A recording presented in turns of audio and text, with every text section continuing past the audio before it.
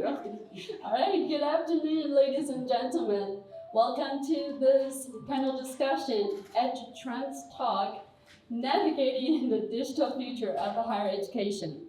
My name is Isabel Chen, and I'm the coordinator for Research and Innovation Center. This event is organized by the Research and Innovation Center and sponsored by the Strengthening the Institutions Program Title III Grants Initiative at Lone Star College-Tomball. Our panelists will discover three key topics in educational technologies: AI in learning, AR, VR in education, and online learning today. And they will talk about how those technologies are used in classrooms and implications in higher education. And each topic will be allocated about 10 minutes. And all of the panelists are welcome to share their thoughts throughout the discussion. And at the end, we will have the floor for questions. So Kendra Lee, the Director for Strategy and Innovation, will moderate this discussion. And without further ado, let's begin. And the floor is yours. I can't tell if the microphone is on or not. I don't think it is. Eric, you just say consent. There you go. Oh, well, thank you. There it is. I can't think I hear it now. Well, thank you for being here. I would like to give each one of you an opportunity to introduce yourself instead of me introducing it. And in your introduction, if you would, please introduce yourself and kind of tell everyone how you got involved with AI or online learning and education tonight. Good afternoon, everyone. My name is Kenia Greenberg Nagomo. I am one of the senior instructional designers for Corporate College, and I have actually been working with online learning as an instructional designer since about 2003. I started working at Marshall High School in Marshall, Texas, kind of like right after college, and this was before the instructional designer, instructional technologist career really kind of took off. And I wanted to marry my love for tech. I was introduced to computers in the second grade and fell in love with those Macintoshes. Young folk, you don't know them, but they're the big clunky ones with the black screen, green writing. That was so amazing. And I knew at that point that I was going to do something with technology, and I majored in computer science. But then through experiences in my life, through education, I realized that there was a piece that was missing, that I was going to do something with education at some point in my life. And I actually kind of lucked up on the career. My mentor needed someone who could help educators to better integrate technologies into their lessons and into their classrooms. And that's how I got into this space. And I felt like, you know what? I can teach this educator, and that's that many more students that they actually connect with than me just being a teacher myself. Hello, I'm Tim Mosel. I'm at the LSC Online right now. Previous to that, I was at Sci-Fair. Previous to that, Montgomery. Technology, I've taken one computer class in my life. Freshman year of high school, I received an F. But then in 1996, I wanted a website for my martial arts business. So I taught myself HTML, built a website. Then I went into interaction, so I taught myself programming and added things like that. Then I started creating commercial programs that I started selling. And about 4 months before ChatGPT was released, I read about OpenAI and what they were doing. And I saw that I could get access to the ChatGPT code base through their API. So I immediately started building an educational platform that utilizes AI. And since I built several platforms that use AI in education. And as a result of, every single day since it's come out, I've been fully immersed studying, building programs, integrating educational tools into it. And as a result, I've been staying somewhat busy, traveling to different colleges around the country, speaking to faculty about AI. And just from that involvement, last week was a really cool one. I presented to the Department of Defense and Space Force about how to use AI and integrate it into their systems. So it's become an unexpected passion of mine. So I just love technology, and I love the potential of AI and what it's going to bring for us and what it means for our futures. No. Okay, good. This is working. Isabel was like, this one might or might not have an on button, so that's why we wanted to start that. Hi, everybody. My name is Dr. Neil Gregerson. I also am a senior instructional designer with Corporate College. As you guys can clearly tell, I'm probably the oldest person on this panel. So technology has just always been a part of my life since I can remember. I was born in 1990, so you do the math. Yeah, technology has always been a part of my life, and so I've really loved making a career out of it. My research interests are in digital transformation of higher education and how organizations shift and go about changing based on educational technologies and technological integration into institutions of higher ed. So I come from, I approach all of this really from that organizational structure standpoint, and how do we move entire organizations forward with technology and technology integration.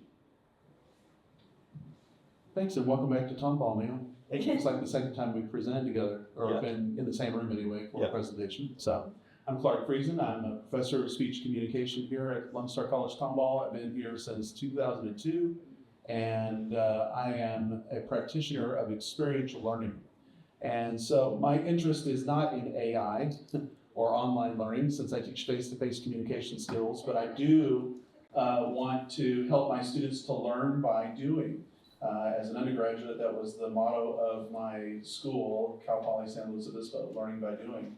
And I didn't know at that time that immersive technology would become my way of helping my students to learn through experience. But that's what I've become most interested in more recently in my career, is since 2016 was really getting into the introduction of virtual reality, wanted to learn more about it, bought myself a Google Cardboard, if you can believe it, and slipped my phone in there and started using 360 videos to put myself into what's called a narrative experience. And since then, as the technology has changed, I've tried to help the college to incorporate that more and more into all the disciplines and programs that we have here, from LifePath to Vet Tech to you name it. I mean, we're trying to do this in a number of ways. And so I'm here today to talk about trends in AR and VR as part of the program. Excellent. Well, thank you very much.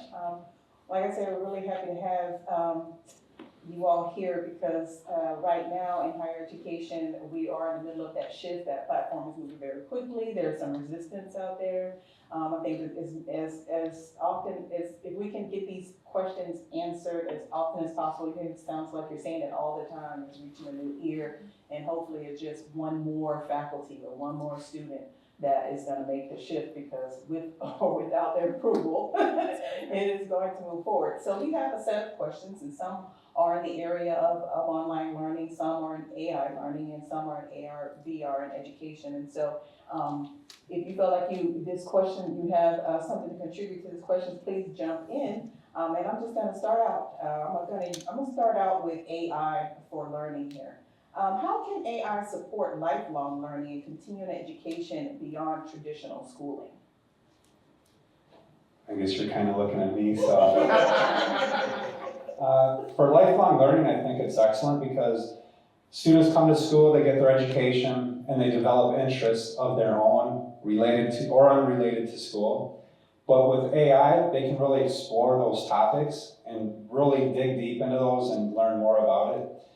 Myself, I've learned so much using the generative AI tools that, it's just right there to learn anything just like that with AI. You don't, like in the old days, you don't have to walk to the library and look up in an encyclopedia. Google's great, but AI will give you more targeted information. So for lifelong learning, it's fabulous. Anyone have anything to add? Well, I think that one of the things that is a promise of AI is more personalized learning, that the student isn't getting a blanket message from a lecturer in the front of the room as their only source of education, but that the AI that they employ, the chatbot or whatever that they're working with, can help to know them, know their interests, and focus the information to them in a way a textbook or a lecture probably could not do. So I like that, because now when you said that, it made me think that all the classes I've sat through in college, all I know is what my professor knew. And that's all the education that I had, outside of going to do my little research with those actual encyclopedias that my parents bought from the guy at the door. I don't know about that either. So yes, I'm going to need AI to further what I think I already know. Next question for online learning.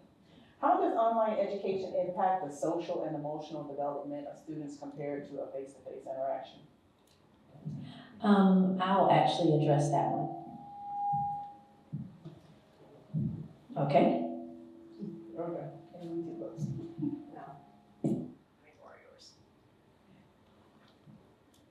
Because that one didn't do it last time. Okay.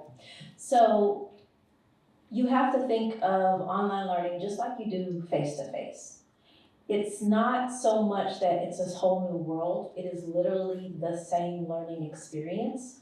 The way that you create interaction to ensure that your students are addressing their social emotional needs, you do that in the online space. The thing is figuring out which tools you're going to use. It's not this scary space. It's not foreign, it's just slightly different. When I was working in the K-12 environment and we started our online school, one of the things that we made sure that we were doing was we were having discussions that our instructors or our teachers actually participated in.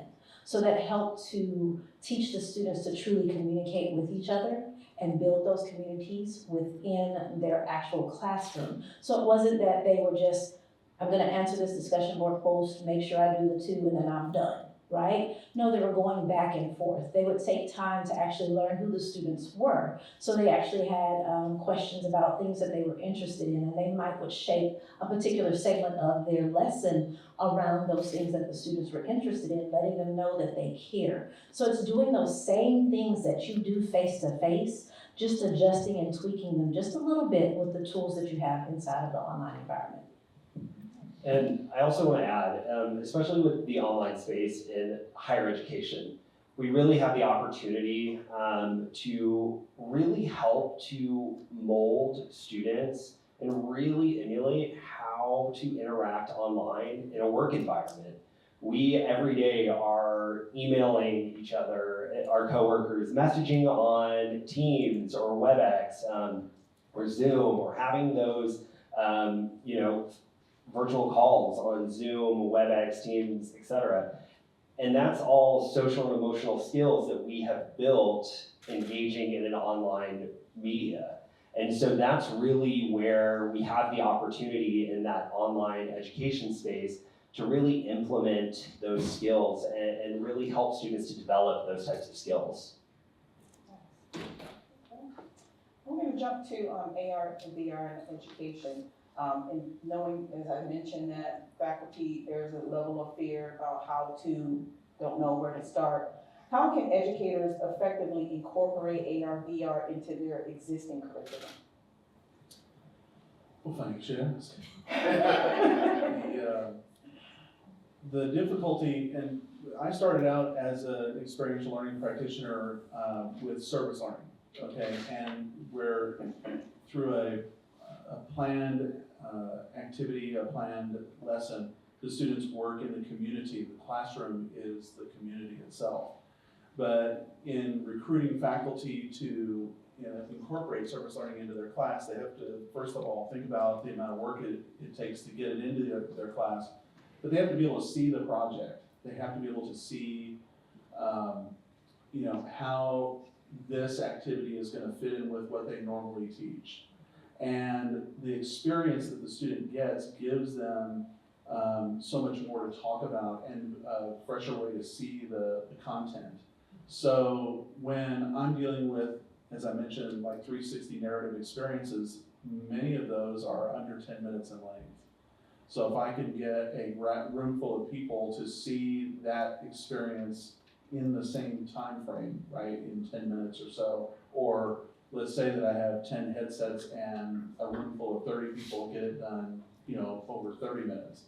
they all see the same thing at the same time, and I can keep moving forward with my lecture that way. So the hundreds and hundreds of experiences that are out there, there's something for every discipline in this. And so it's not so much that there isn't content for us to use, it's more about I have to get familiar with the technology, I have to practice using it, and then be able to easily put the student into the technology and get them back out of it and teach them from that. So again, it's still reflective thinking that John Dewey came up with in the early 1900s.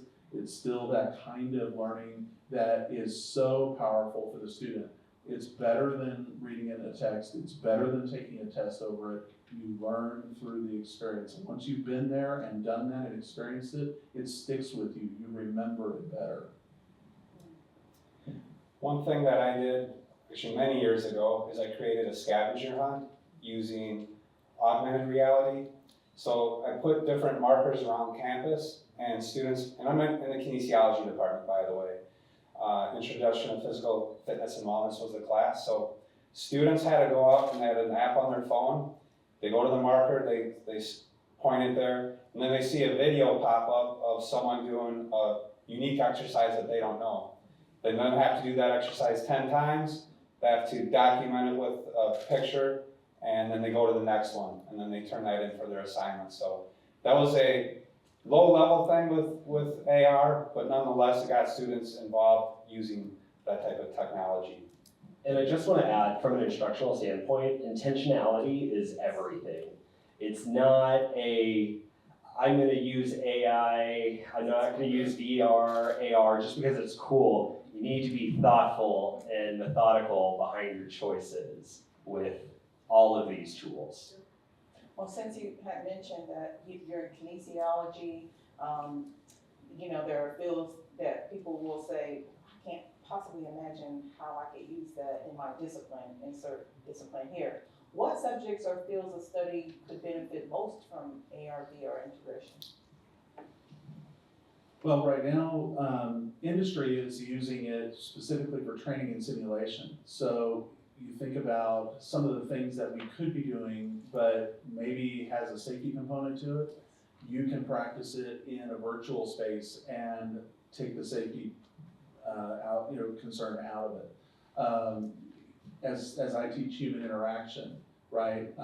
We're constantly worried about, for instance, whether a student is submitting an AI product for us, and so it's not very authentic from the student. But when you get an experience like this, then you get to practice authenticity in that space, and I think that helps a lot, especially when you think about psychology, sociology, communication studies, and so on. I think that all of those disciplines can benefit greatly from that. Well, Neil and I were actually talking about some of these questions earlier today, and STEM fields definitely would be something that would greatly benefit from this type of interaction. Some places don't have the capability to have the full facilities to have the cadavers or the pigs and things of that nature. You have some people who really just maybe can't do that, but they can do it in a virtual environment in a VR space. But you can still use it in just traditional curriculum. Think about math. A lot of times math is this foreign concept, but if you have an AR program that presents it in a different way and it's more of a realistic real world application of it, I'm walking through this scenario, I'm working through these problems in a store setting or something of that nature, that gives me a different outlook, and I see how it truly applies to what I'm doing, because with math it's always, well, when am I going to use this, right? So there are applications. You just kind of have to shift your thinking. It's not the tech, it's a tool to enhance. So how do you get that tool to enhance the experience of your learner?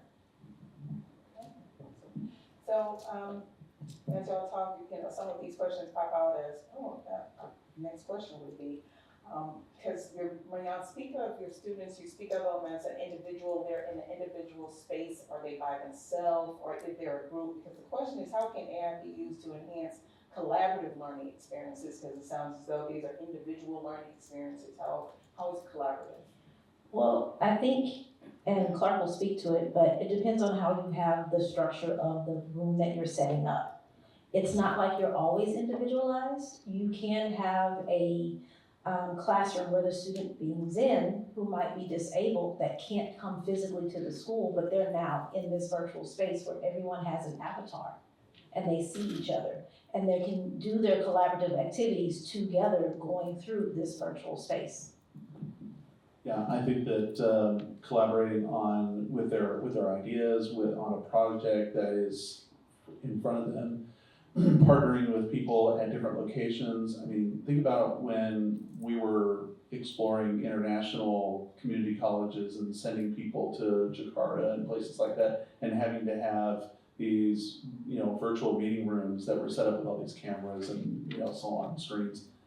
With the spatial app, for instance, you can have people in the same project, working on the same project, but joining it by phone, joining it from their laptop, joining it from a headset, all different pieces, but in the same space, working on the same project, sharing documents, looking over the same thing, setting Post-its in the virtual space, and brainstorming over that. So that's something that's been around for, several years now already. And now the technology is getting cheap enough to where we can start putting students into that, right, and making that happen, provided our Wi-Fi, can sustain it. Which actually. Sorry, OTS. You actually answered a little bit of this, but about challenges and opportunities of international collaboration and online education. Is that happening more? Like, are we communicating more, collaborating more with the universities, colleges outside of our state, our country? What does that look like? Yeah, so I can really speak to how many online programs throughout the country have really started to gain that international pull. I can speak for the fact, so I used to work at the University of North Texas, and we were the first university to put a bachelor's program on the Coursera platform. Coursera is a online learning platform that has a reach of millions and millions. And because we were able to put that bachelor's degree on that platform, we were getting students from all around the world were accessing their education through Coursera. And so that's really the biggest thing, is just the reach that happens. You can also look at ASU Online and their Ed Plus program. They, again, are reaching students from all around the globe who might not have the ability to come to the United States to get their education, but really want to get an education from the United States. And so that's really the biggest thing that we're seeing right now. That's really hitting that international reach. Sounds amazing. Right, I think this is for faculty who, they might be piquing their interest now and they're like, okay, so it sounds like something interesting and I really would like to introduce this to my classroom. What skills do educators need to develop to excel in online teaching environments? So I can come from just that, being an instructional designer and working in online learning space. One of the biggest things that I have seen is just realizing there needs to be a paradigm shift of just because you can teach it in person does not mean it's going to 100% translate to the online space. And being willing to work with your instructional technologists and your instructional designers and your other fellow faculty members who are really taught in the online space, and really lean on them to make that transition. And so that's really one of the biggest things that I would say first happen. And then and this is a problem in institutions all across the United States, is not adequately using their LMS and relying on the online infrastructure. One of the easiest ways to really start with dipping your toes into that online space is making your in-person class a hybrid class. Really leaning on your LMS to do a lot of the instructional work for you because it has those capabilities, and it allows students to work through multiple modalities and obtain knowledge through multiple modalities. The flipped classroom model is one of the best places to start. So starting with really dipping your toes in hybrid is one of the best ways to start. Go ahead. So being with the online college, what I've identified as being the number one most important thing is communication. Instant response to emails, communication with intelligent agents. I have an intelligent agent set up for everything that happens in my class. If they finish quiz 1, congratulations, I only do that for the quiz 1, but congratulations, great job, you're off to a wonderful start. So not everything with intelligent agents is saying, hey, this is due or you missed this. It's congratulating the students and praising them. And I just got an email, a really nice email today from a student that replied to my intelligent agent. And he said, hey, I'm so thankful that you care about me and how I do in this class. I didn't realize that quiz number 1, that we even had quiz. I didn't even know that. And so thank you for letting me know. But the intelligent agents are very powerful.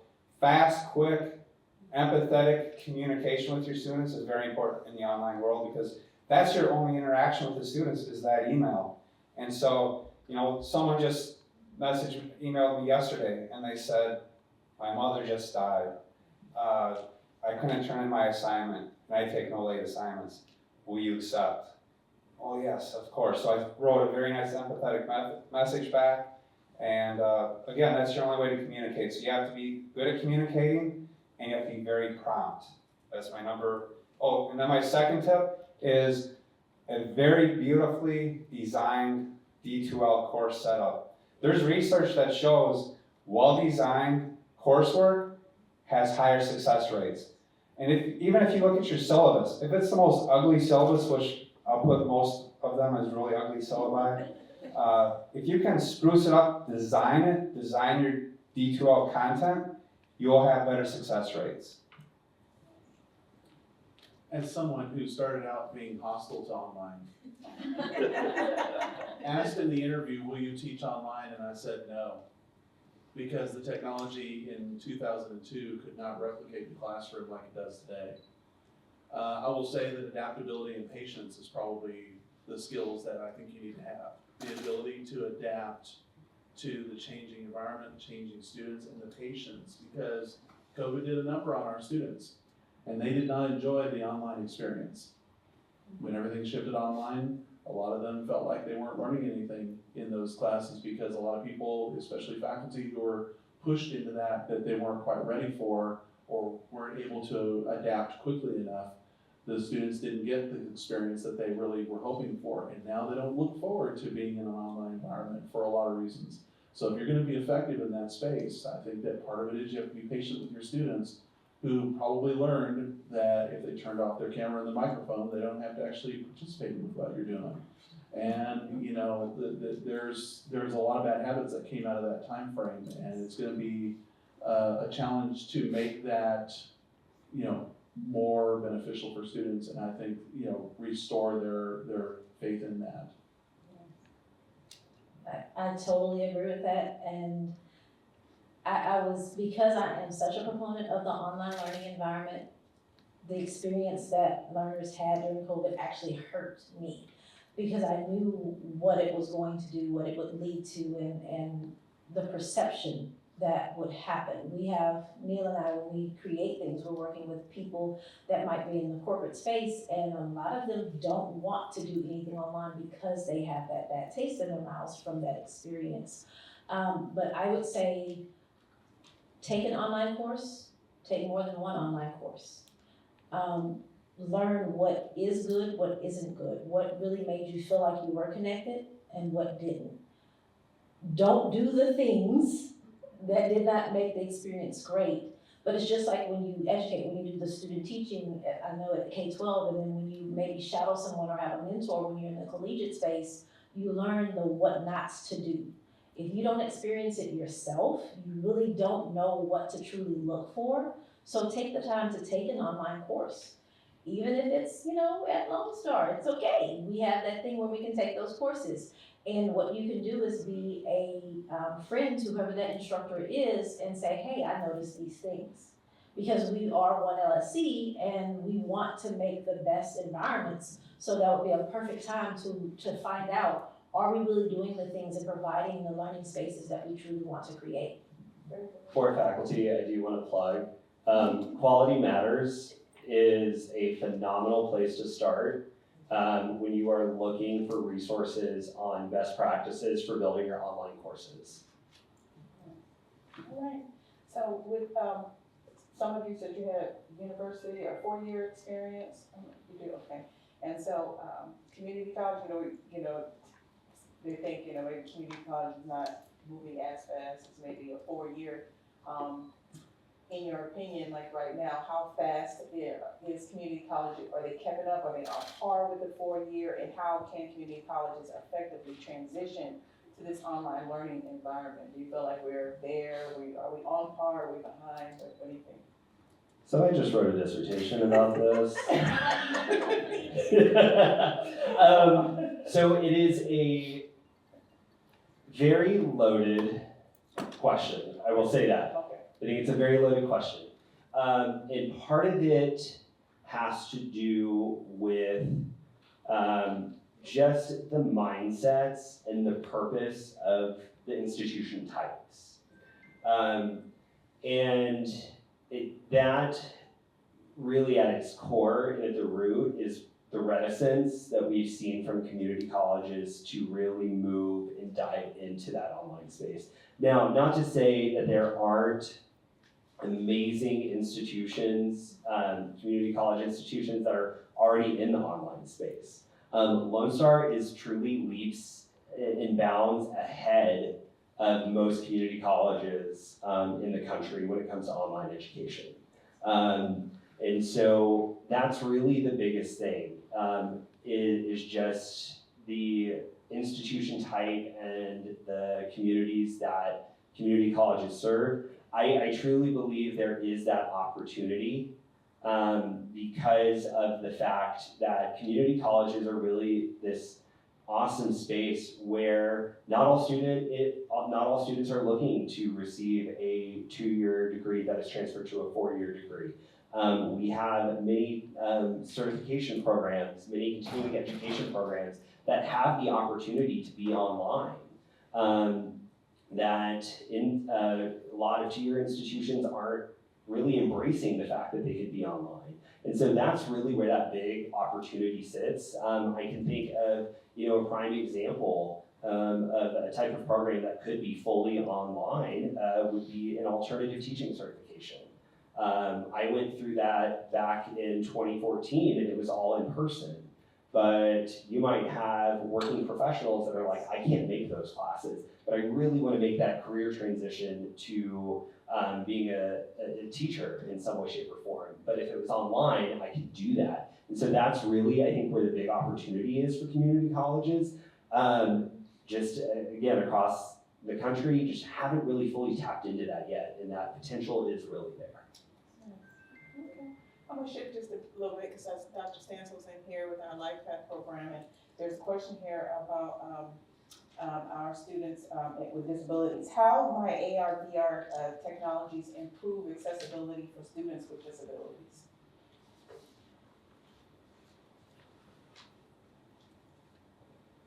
I think that there's a certain feature to virtual and augmented reality that cannot overcome sight issues. So that's the thing that we're just not able to handle.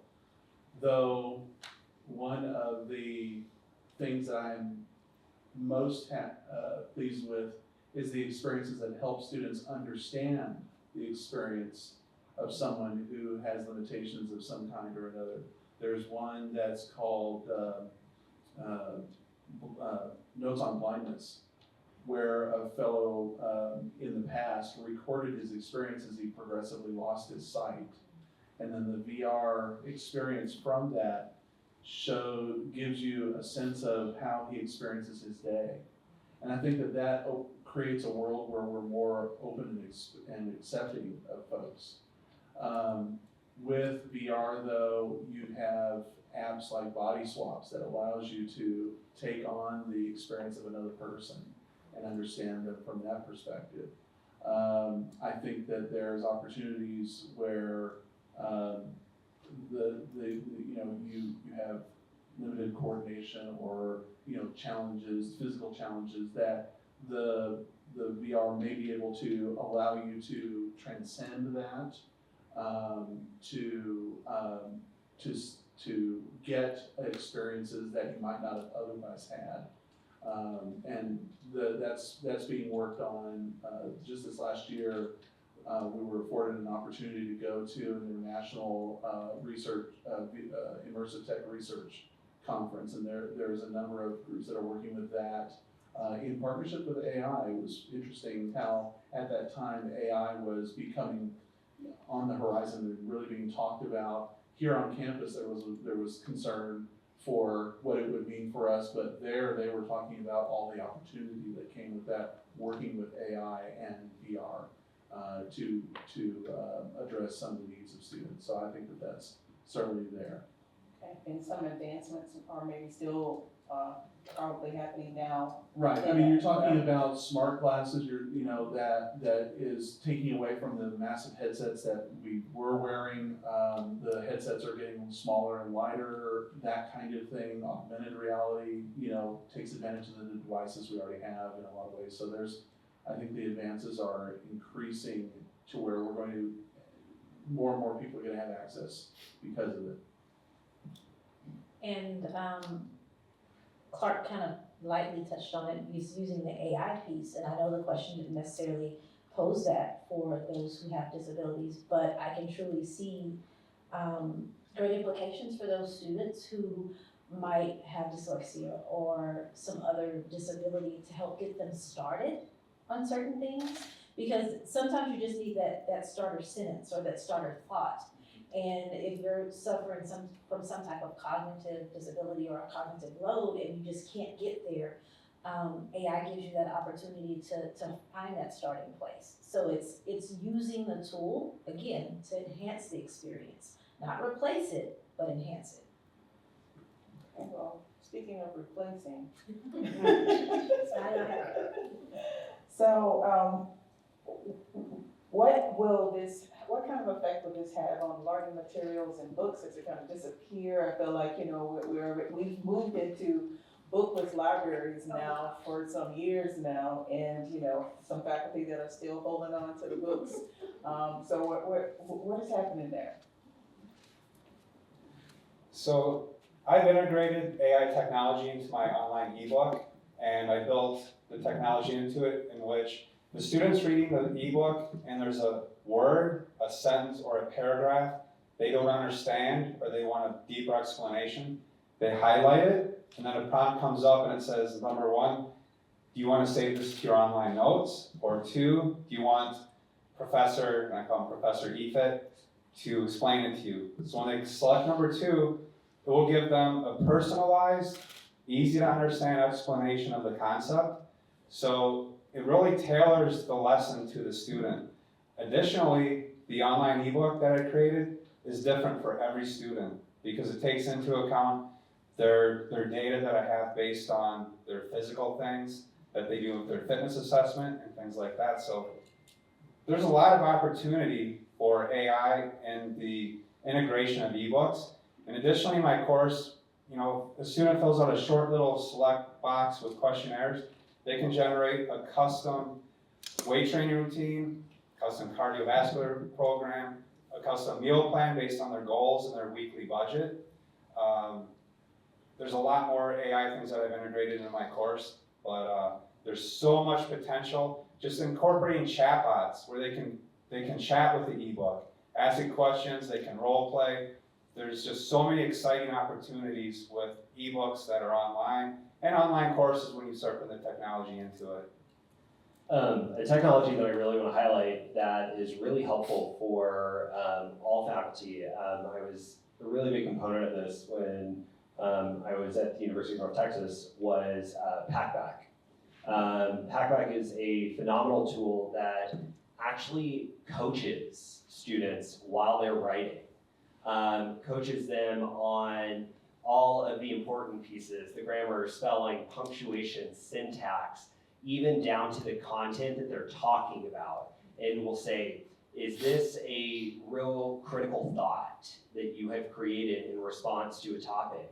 It has plagiarism identification and will show students, hey, this might be a plagiarized idea. Have you inserted your source? With the coaching, again, it will say, hey, this sentence could really be enhanced. Here are some links and topics and ideas that could better this sentence. And so that's a great tool that can be integrated into your LMSs and into your courses for discussions and for any writing pieces.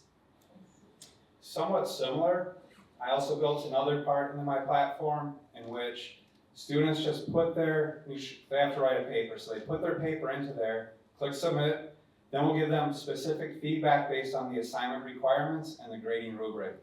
So it won't write anything for them, it will say, your assignment requires that you say 3 things about this topic. You said 2, so go back and rewrite it. It's just very specific tutoring on the paper requirements. Since I started using that about 2 years ago, the quality of student writing and student papers is extremely noticeable. It's like night and day, because before they would just kind of haphazardly turn in their paper.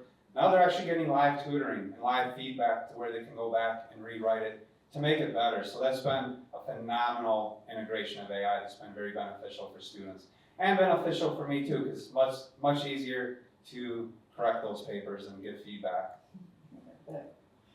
Well, we are at 4:45, and I don't know if maybe someone may have questions out here, but I'll take a pause.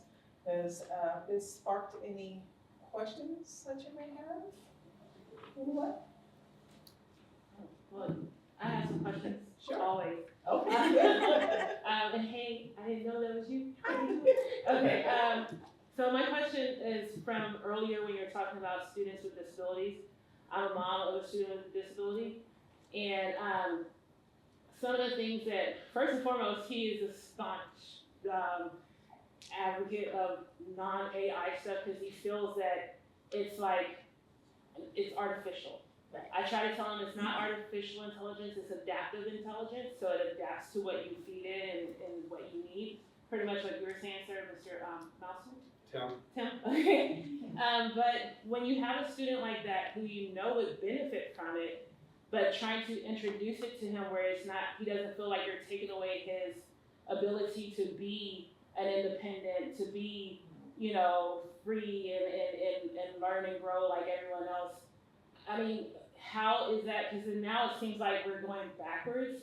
And it's just like the world is moving this way, but you don't want to use this, but this will be beneficial for you.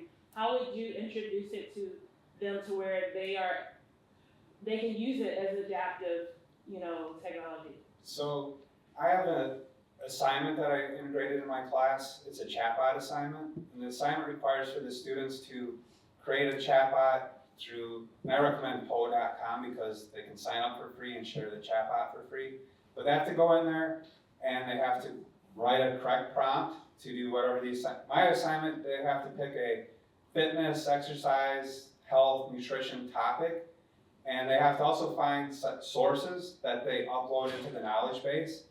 Then they have a conversation with the bot after they create the prompt to make this happen. They have a conversation.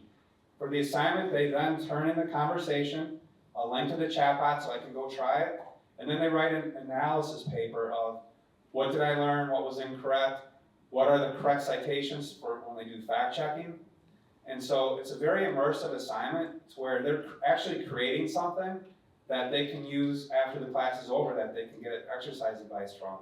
So that's one way that could be done because they are using AI, but they're still using their own process, their own mind to critical thinking to achieve the assignment outcome.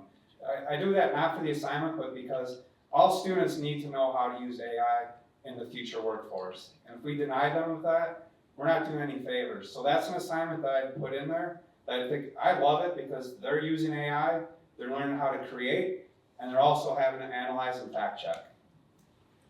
So one of the lessons I've done this week is teaching my public speaking students how to use visual aids in their speeches.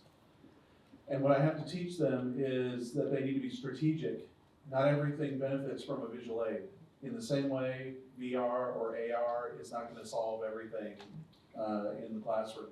It's not something you should use in every circumstance, but in strategic moments, it can make a big difference, right? And I think it's true. It will be very difficult to avoid artificial intelligence as time goes by, as it is, each of us probably would have a hard time going our whole day without it in some way or another. There's a concern that's out there that within a year or two, 95% of what's online may be AI generated. It's called the dead internet theory. You can look it up. I'm not entirely sure how my panelists, embrace that idea, but the idea is that's out there and it's coming. You should understand it, but I think as a faculty member, I'm not trying to put immersive tech in everything I do, but in key places where the experience takes them further and makes a difference, and I want to insert that if I can. For your particular situation, it's a hard issue, right? Because he knows he has this disability, he doesn't want anything to seem like it's not me, right? And it's coming from the perspective of this is an assistive tool, just like the other tools that they have in schools. You can use dyslexia for a reference, and they give them these sheets that have the different colors to help them be able to read properly. This is just an assistive tool to help you if you need it. It's not something you have to use all the time. But you can also point out those places in everyday life that you have AI that you don't really realize you're using AI, right? If you have a smartphone, you use Google Maps, it's using AI to go ahead and suggest these different places for you to visit. The AI is also what's giving you those different ads and things like that, the suggestions for the things you might want to read or see or do. All those things are AI tools that are just in the background that help to enhance your experience in life. So I think it's coming from the perspective of this is an enhancement, not a replacement. It doesn't replace what you know, because you still have to critically think, like Tim said, whether or not this information is accurate. So you could take him through the experience of using a chatbot, go to ChatGPT, ask it for some information, right? But then also ask it to state those sources. And then have him go and check and see if those sources are actually accurate. Because sometimes it can give you a false source. So it's working through so that it is fallible. You still have to do the work.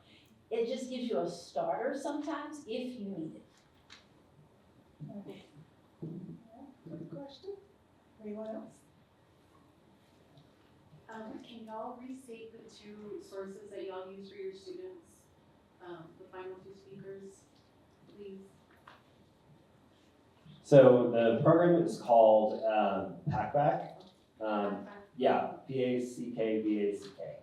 And then the other thing that I was talking about was Quality Matters, and just look up qualitymatters.org. That will help all educators from an instructional standpoint of really guiding them with best practices and developing online courses. Thank you. You're welcome. The tools I was mentioning are tools that I custom coded and built myself. The chatbot that I mentioned was POE.com, and the advantage to that is that it's free sign up and free sharing of the chatbots that you create. Was that the one that gives you the feedback if you? So that's something I custom built. I wrote the code. However, you could go into a chatbot, making like on ChatGPT they're called GPTs, on Poe they're called chatbots, on Gemini they're called gems. But you could go into Poe.com, create a chatbot. You would upload your rubric, your assignment requirements, just the same thing the students receive. Then you write a prompt saying, do not write this for the student, however, give feedback on how they could write their paper better, matching these requirements. Then you share the chat out with your class, the students put their paper in, then they get that feedback. So you could do that using the chatbot. And that's one of the big things is that you need to put in the parameters of what you are looking for. For example, when I use AI, I have it customed to provide me an APA citation for everything that it spits out at me. And I require it to provide a source that it pulled it from so that I can go in and verify that this is legitimate. The amount of times when I was writing my dissertation and I was needing an article on a specific thing that I was looking for and talking about, I would type that into ChatGPT and ask, can you provide me a scholarly article from peer-reviewed journals, provide me the APA citation, and then it would spit it out to me, and then I would go into my library and I would find the article. Because it was just always easier to start from that point than going through a database. ChatGPT is notoriously horrible for hallucinations and making up citations. That's However, why I verify. yeah. However, Perplexity AI is good for citations. Stanford last week came out with a new tool that is very good with citations. I can't remember the name of it. If you search for Stanford AI essay writer, something like that, you'll find it. But they're now coming out with some tools that are pretty decent with citations. But before it was horrible. I think you may have all heard the story about the attorney who put in the case and said, yeah, this case, and presented to the judge, and none of those cases had ever happened. So any type of facts, always verify. Even Perplexity, even Stanford, always check citations because it's still known to hallucinate. The echo of Ronald Reagan, trust but verify. Yes. Well, let me see, we got a few more minutes.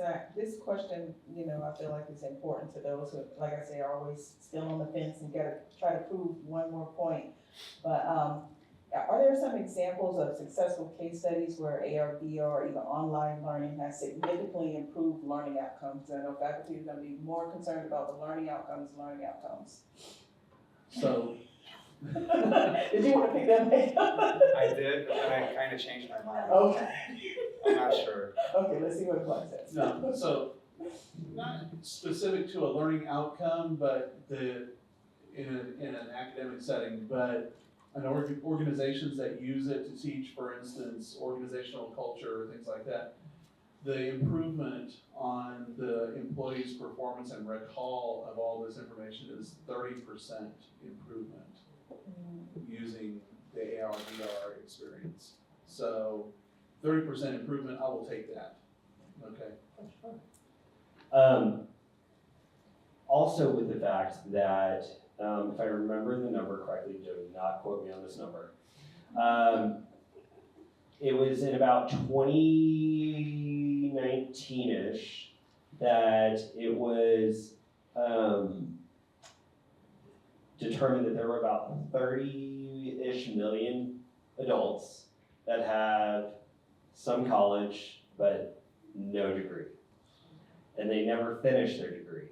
And so online learning has allowed for those adults to go and finish that degree that they may have started in the 80s, 70s, 80s, and 90s, never completed it for whatever situation happened in their life.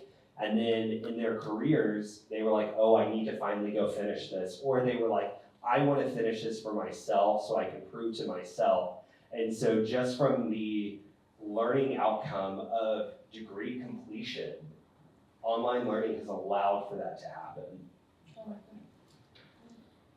All right. Well, thank y'all very much. Please give them a round of applause. This was amazing. I think I've learned a lot sitting right here. Thank you very much. Isabel? Great discussion and a lot of resources over here. A lot of resources over here as well, and it's very insightful. So please give them a round of applause, please. We want to thank you all for participating in this discussion, and we would like to have your feedback on this discussion because it will help us to craft the next and our future events. So please use the QR code on the screen and to share with us your thoughts. And we hope you have a very wonderful rest of your day.